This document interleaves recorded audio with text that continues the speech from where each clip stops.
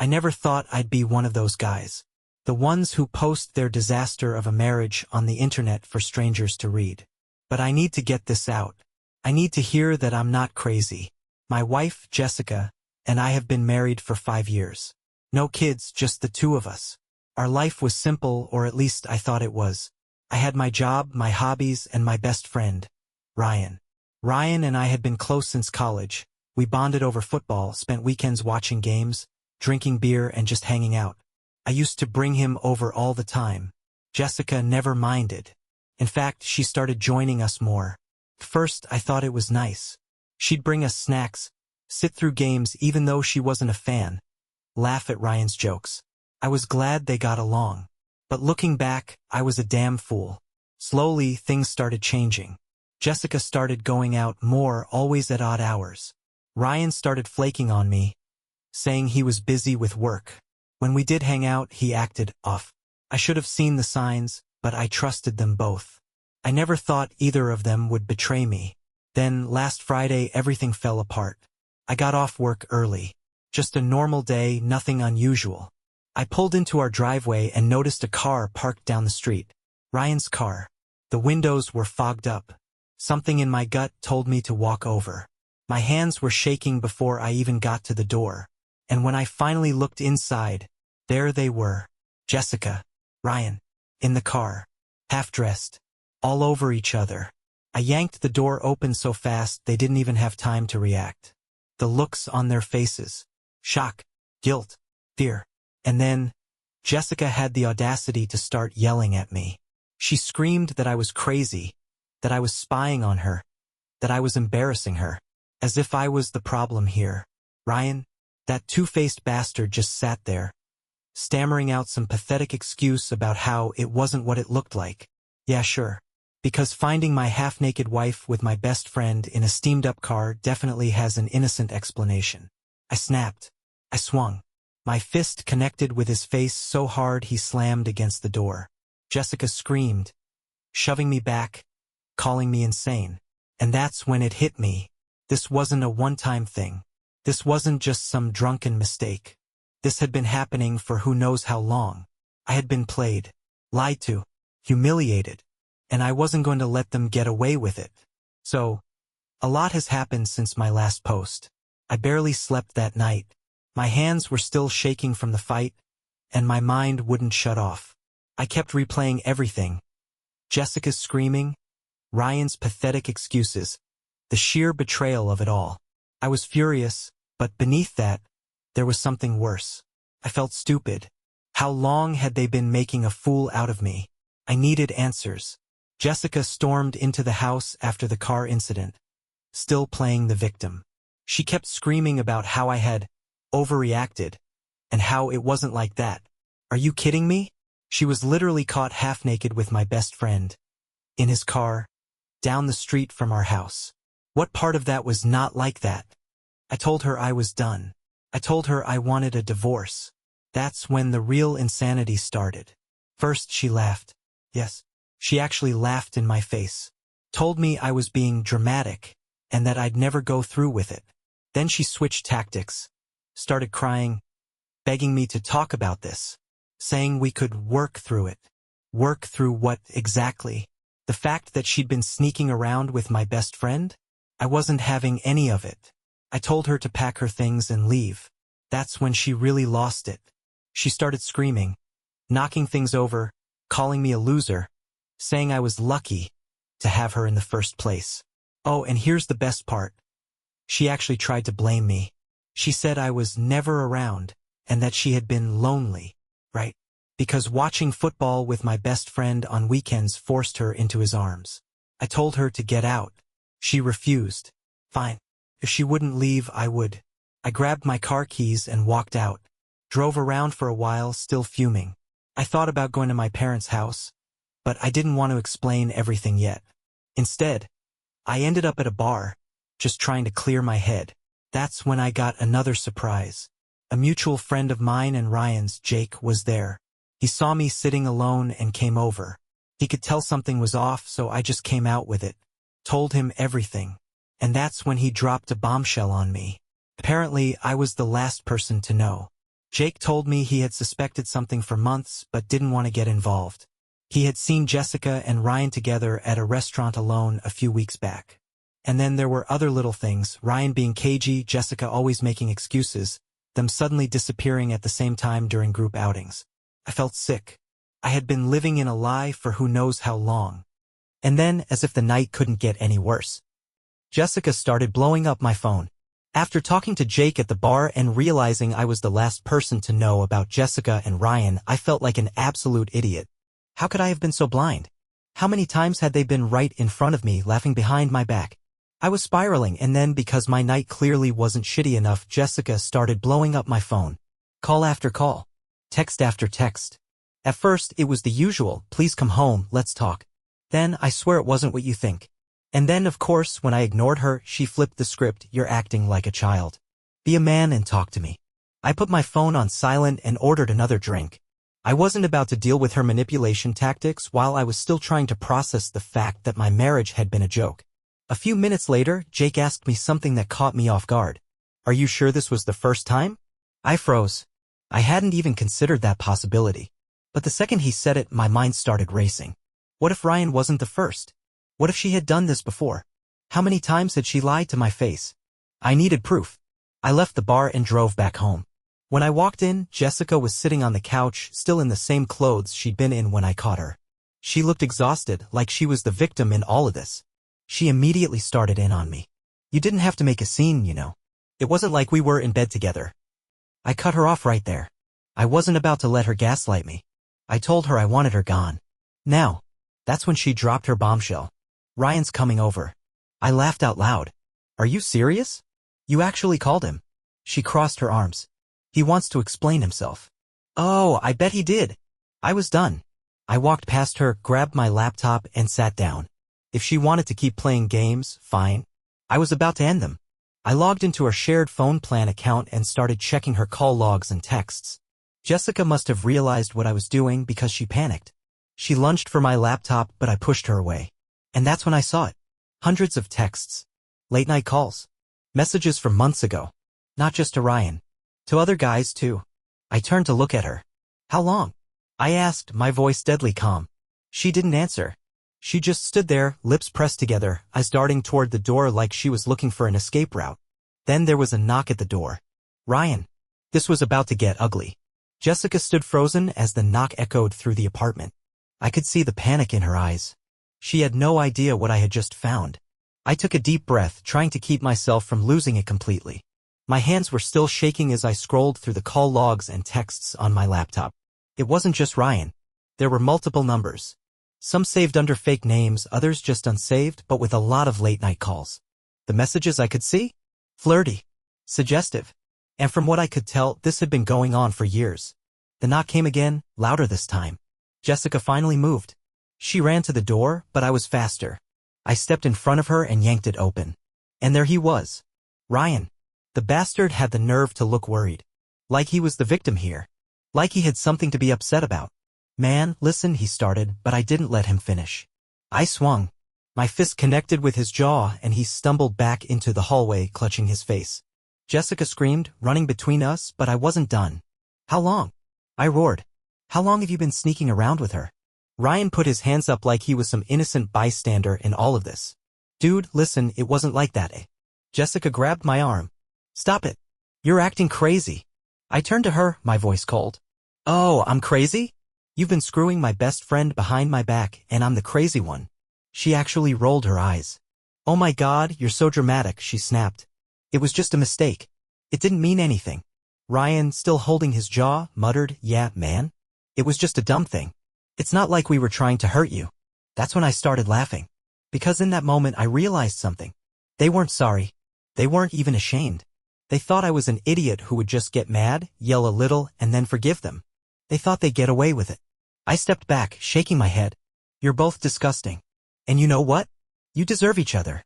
Jessica scoffed. Oh, grow up. What are you gonna do? Divorce me? I smiled. Exactly. Her face dropped. That's when it hit her, I was serious.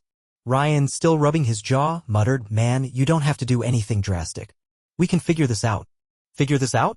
I repeated, taking a step closer to him. You're dead to me. Both of you. I turned around, walked into the bedroom, and grabbed a bag. I started throwing clothes in, grabbing my essentials. Jessica stormed in after me, her voice rising. "You're being ridiculous. We need to talk about this." I ignored her. I grabbed my wallet, my laptop, my car keys. I wasn't spending another second in that house with her. As I walked out, Ryan was still standing in the doorway like some lost puppy. I stopped next to him, lowering my voice so only he could hear. "I'm not done with you." And then I left. I drove for hours. I didn't even know where I was going at first, I just needed to get away. My phone kept buzzing, but I ignored it. Jessica was calling nonstop, sending texts that ranged from desperate apologies to full-on rage. I finally stopped at a motel outside of town. I needed space to think. The reality of the situation was sinking in. I was really going to divorce her. I had wasted 5 years of my life on a woman who clearly never respected me. And Ryan, my so-called best friend? The guy I had trusted with everything?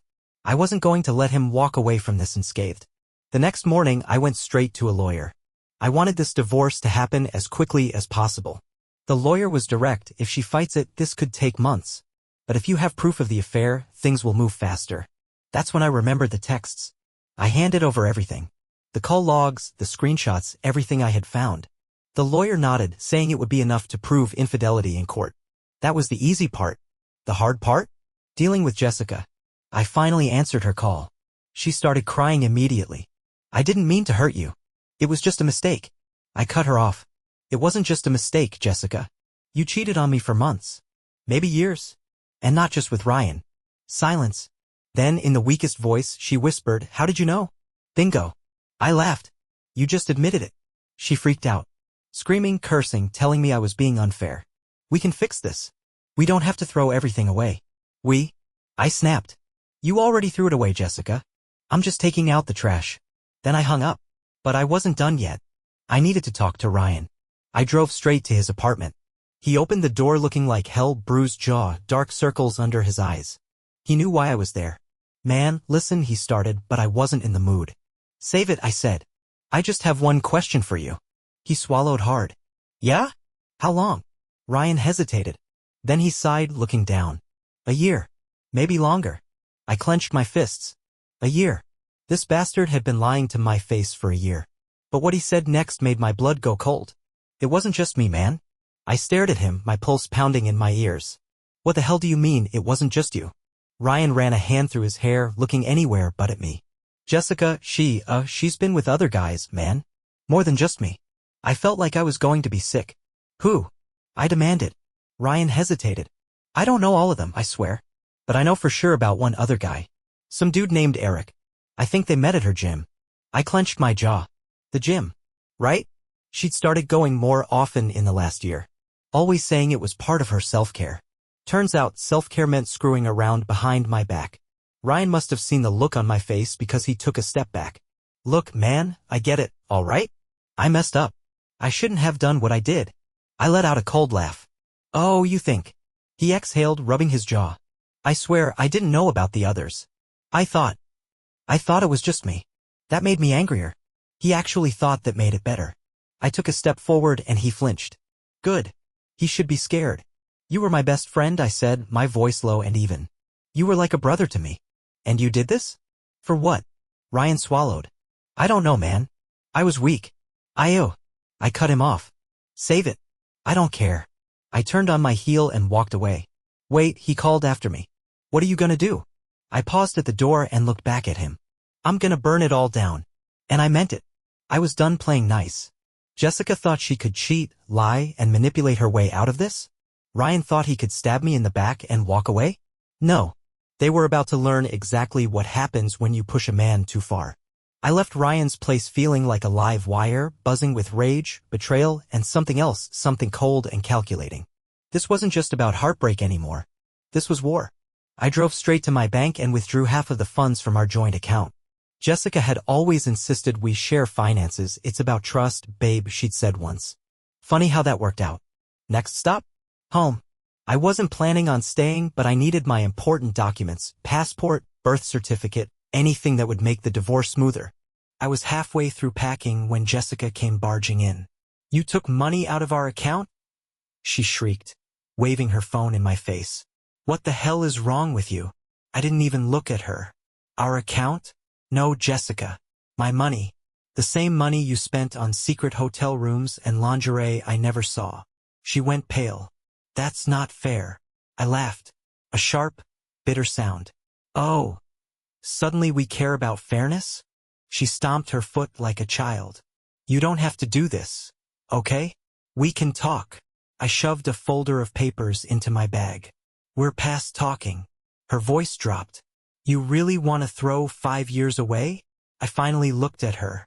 You threw them away the first time you spread your legs for Ryan. Her mouth opened, but no sound came out. I slung my bag over my shoulder and brushed past her. By the way, I added, pausing at the door, you might want to get tested. She gasped. You're disgusting. I smirked. No, Jessica. I'm free. I walked out and didn't look back. But I wasn't done yet. I didn't go to a hotel this time. Hotels were temporary. I needed something permanent. Somewhere I could reset my life without Jessica's toxic shadow looming over me. So I went to my brother's place.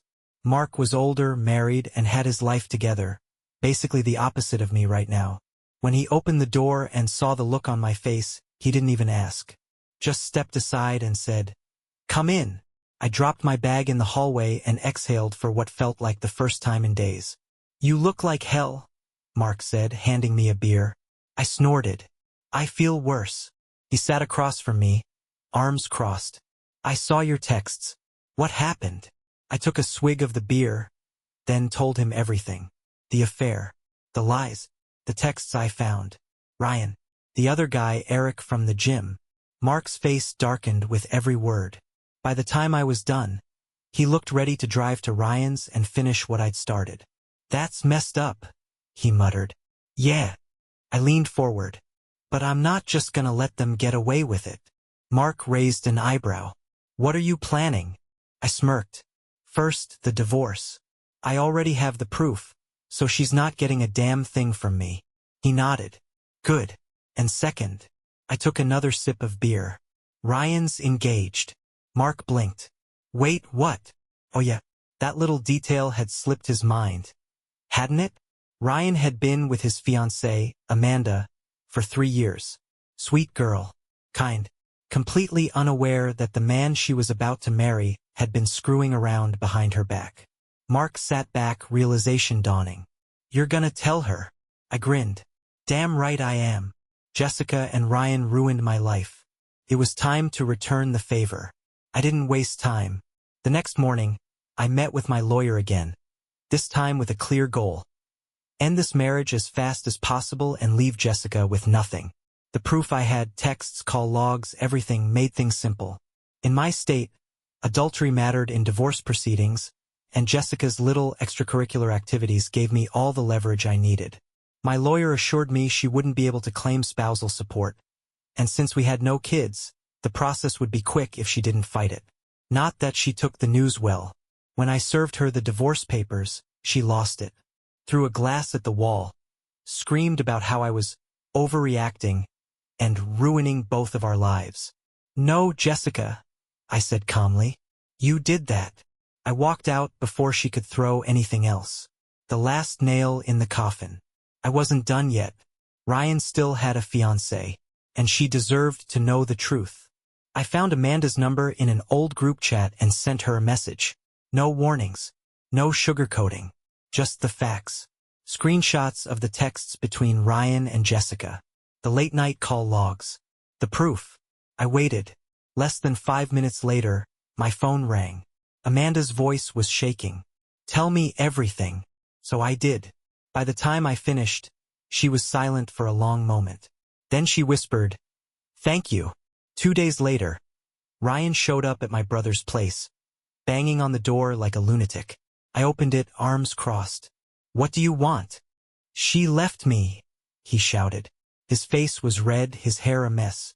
Amanda's gone. She called off the wedding, moved out, blocked my number. I smirked.